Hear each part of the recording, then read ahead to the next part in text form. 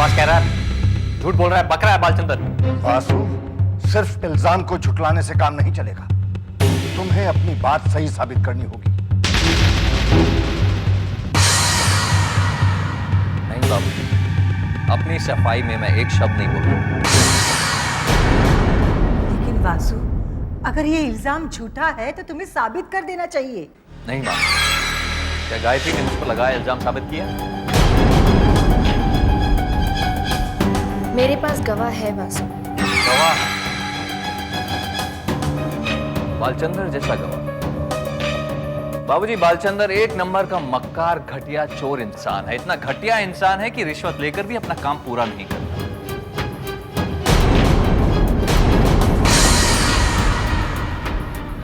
और आप चाहते हैं कि इस मक्कार की गवाही पर मैं अपनी सफाई पेश करूं?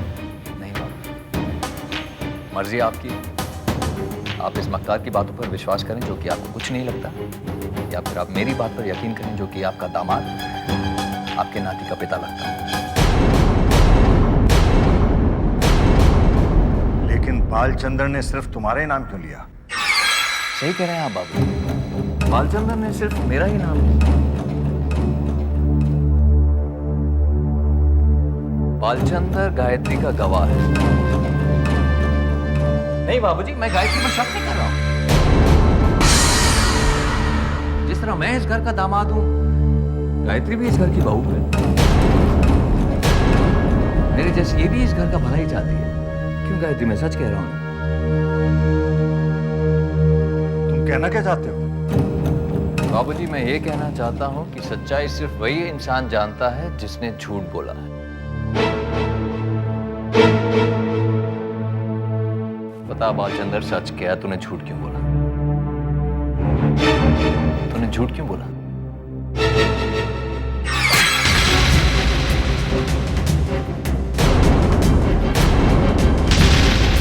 मेरा नाम क्यों लिया तूने बालचंदर?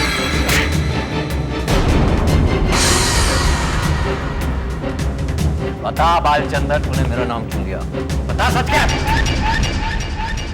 मुझे माफ कर दीजिए सर, मुझसे गलती हो गई। सच तो यह है। दफा हो जाओ यहां से। मैं कहता हूं दफा हो जाओ यहां से।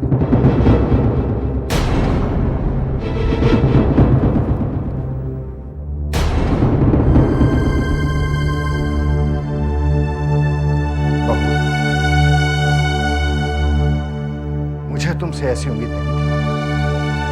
तुमने बगैर सोचे समझे, जांचे परखे बालचंद्र की बात पर विश्वास कर। बाबूजी, अब आप इजाजत दें। चलो कविता। वासु, तुम कहाँ जा रहे हो? मां, जिस घर में मेरी ईमानदारी पर शक किया जाए, उस छत के नीचे मैं नहीं रह सकता।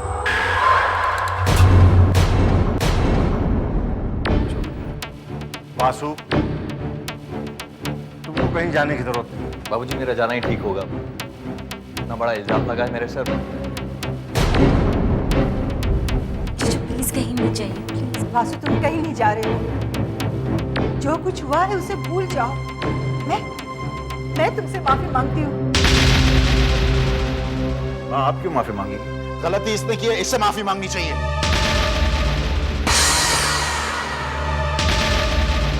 बहू, विक्रम ठीक कह रहा है। दामाद जी से माफी मांगो।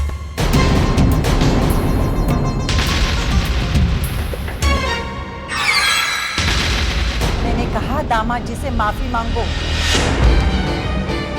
दामाद जी से माफी मांगो।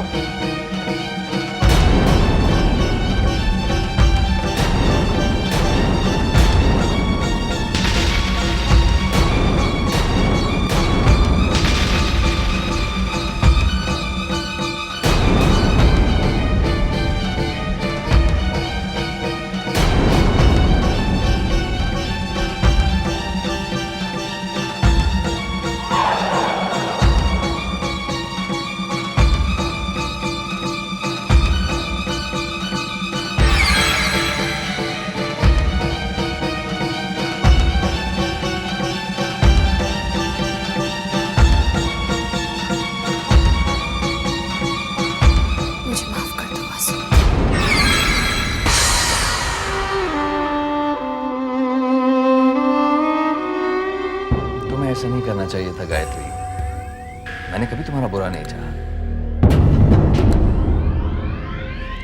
और बाबूजी कह रहे हैं तो मेरा फर्ज बनता है कि मैं तुम्हें माफ कर दूं। दोबारा ऐसी गलती नहीं।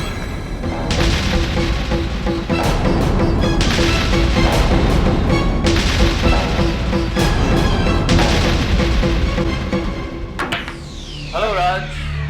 हेलो बालचंद, तूने तो कमाल कर दी। हाय जीनियस, कॉन्ग्रेचुलेशंस भाई, मुबारक है, मैदान फतेह कर लिया तुमने। बिल्कुल राज, बिल्कुल। गायत्री की शक्ल देखने लायक थी राज।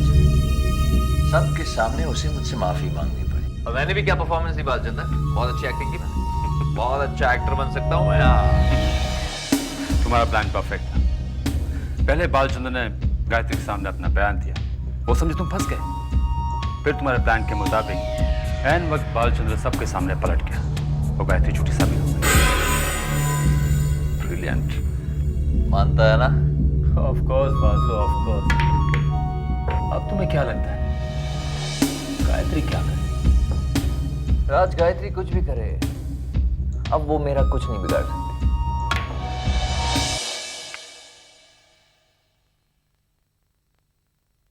दीदी, भोला बहुत गुस्से में है। आपको वासु जैसे पापी और पाखंडी इंसान से माफी मांगनी पड़ी। भोला वासु को सबक सिखाकर रहेगा। नाराज मत हो भोला, जीत हमेशा सच की होती है। नहीं दीदी, ये कलयुग है, यहाँ जीत हमेशा झूठ की ही होती है।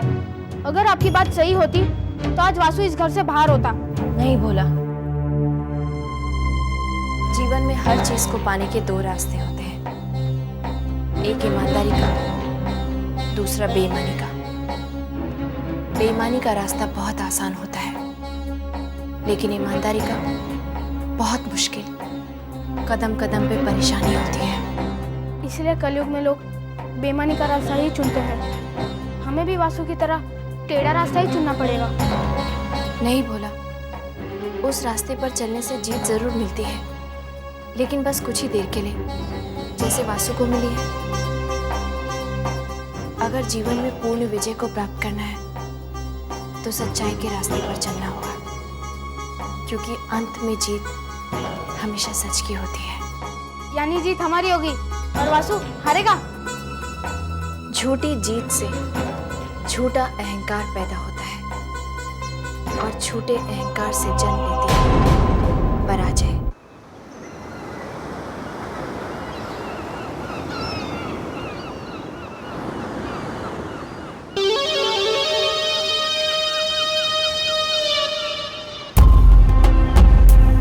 यहाँ अकेले क्यों खड़ा?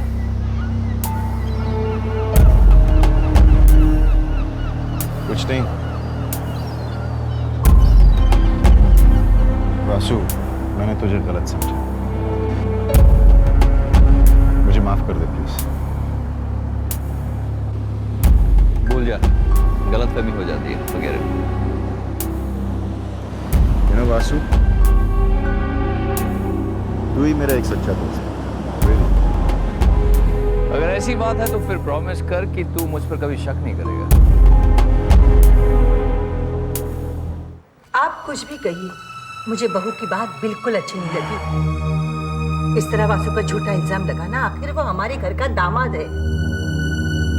वो तो वासु का बड़प्पन था जो उसने गायत्री को माफ कर दिया। पता नहीं बहू से ऐसी गलती कैसे हो गई। ये सब आपकी दी हुई छूट का नतीजा है। आप गायत्री से कहिए कि वो घर पर बैठी रहे, वासु और विक्रम को ऑफिस का काम करने दें। लेकिन रेवती, मैं बहू से ऐसे कैसे कह सकता हूँ? मैं ये सब नहीं जानती। वो घर की बहू है और बहू की तरह ही रहेगी।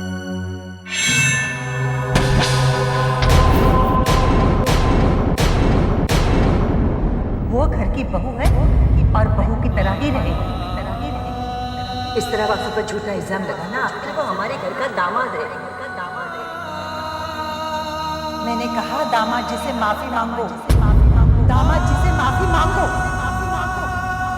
दामाद जी से माफी मांगो। हर माँ का सपना होगा कि तुम जैसी बेटी को जन्म दे। काश माता ने मुझे ये सौभाग्य दिया होता।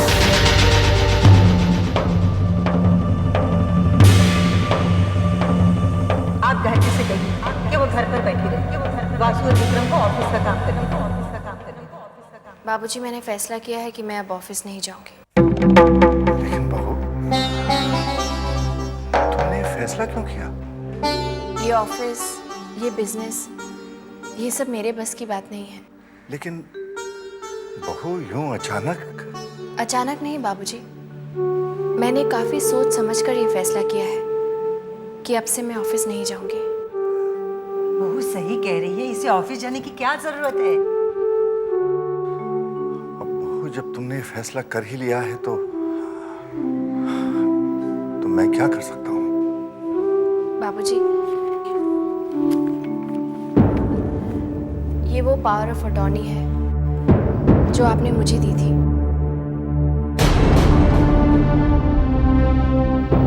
लेकिन अब इसकी कोई जरूरत नहीं है।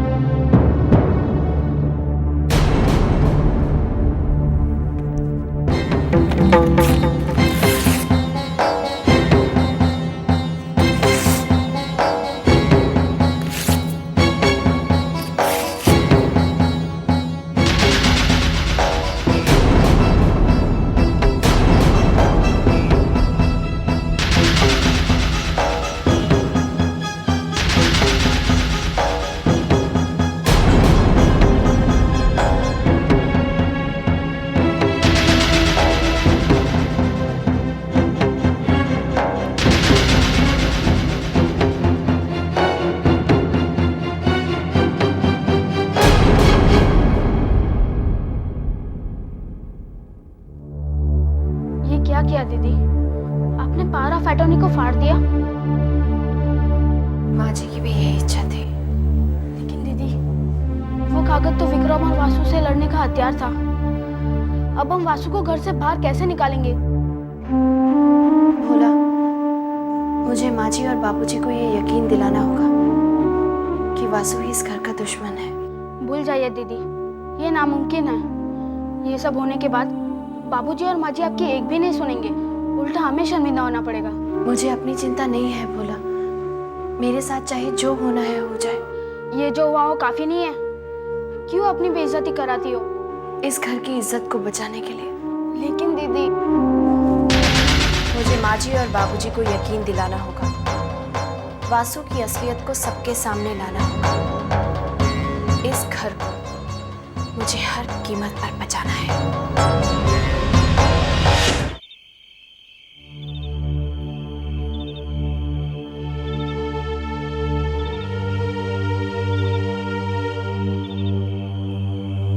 बाबूजी,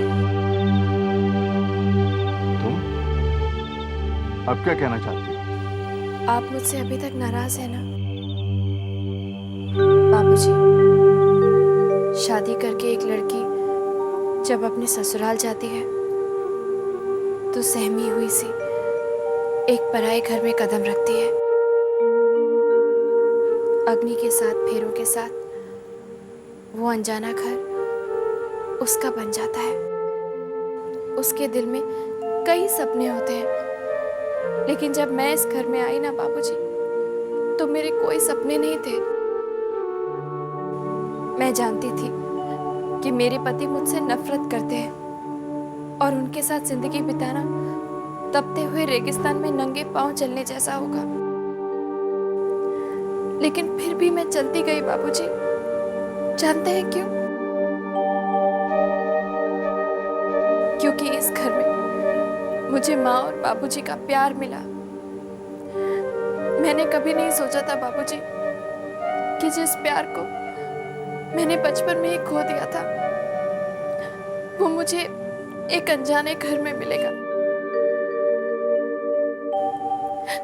तो फिर मैं इस घर को टूटते हुए कैसे देख सकती हूँ बाबूजी? मैं जानती हूँ मैंने आपका दिल दुखाया बाबूजी, लेकिन आप इस तरह मुझसे मुंह मत फेरिए। मुझे माफ कर दीजिए बाबू। अरे अरे, ये क्या कर रही हो बहू? पहले आप कहिए कि आपने मुझे माफ कर दिया। मैंने तुम्हें माफ कर दिया। आप चाहो तो इसे माफ कर दो, लेकिन मैं इसे कभी माफ नहीं करूंगी। ये क्या कह रही हो रेवती? वही जो मुझे कहना चाहिए। तुमने एक बार भी नहीं सोचा कि तुमने किस पर झूठा इल्जाम लगाया है? वासु हमारे खानदान का दामाद है और हमारे खानदान में दामाद को सर आंखों पर बिठा कर रखा जाता है, और तुमने उस पर झूठा इल्जाम लगाया, उसे गद्दार कहा, उसे घर से निकालने की कोशिश की। शर्म से डूब मरने वाली बात है। लेकिन मैं बस एक और शब्द आगे नहीं, वरना नतीजा अच्छा नहीं होगा। बाबूजी मुझे एक मौका दीजिए। मैं साबित कर सकती हूँ कि वासु पर लगाया हुआ इल्जाम सही है। तुम्हारा दिमाग खराब हो गया है? इतना सब कुछ होने के बाद भी तुम्हें अक्ल नहीं आई? किस मिट्टी की बनी हो तुम? लेकिन माँ जी, आप मेरी पूरी बात तो सुनिए। मैं कुछ सुनना नहीं चाहती। मुझ पर इन मगरमच्छ के आंसुओं का कोई असर नहीं होगा। अपनी शादीशुदा जिंदगी तो नर्क बना चुकी हो, अब क्या कविता के जीवन में भी आग लगाना चाहती हो? मैं ऐसा क्यों करूंगी माँ जी? बाबूजी आप तो मेरी बात मानिए। आप मुझे बस एक मौका दीजिए। मैं साबित कर सकती हूँ कि वासु ही अपराधी है, और उसे इस घर में रहने का कोई हक नहीं है बाबूजी। बेशर्मी की भी हद होती है, लेकिन आज तुमने वो हद भी पार कर दी। आप इससे कहिए कि ये मेरी नजरों के सामने से चली जाए। मैं इसकी सूरत भी नहीं देखना चाहती।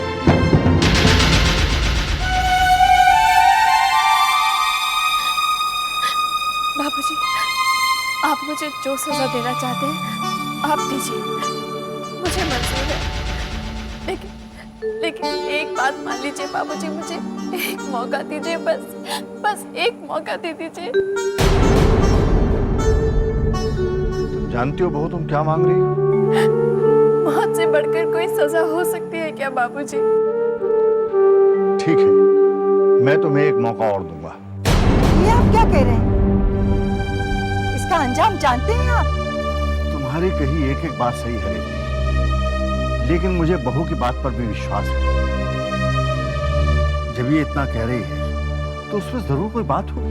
अगर आपका यही फैसला है तो मेरी भी एक शर्त है। मुझे आपकी हर शर्त मंजूर है माँ जी। पहले मेरी शर्त तो सुन लो, क्योंकि शर्त सुनकर तुम अपना इरादा बदल दोगे। ऐसी कौन सी शर्त है तुम्हारी?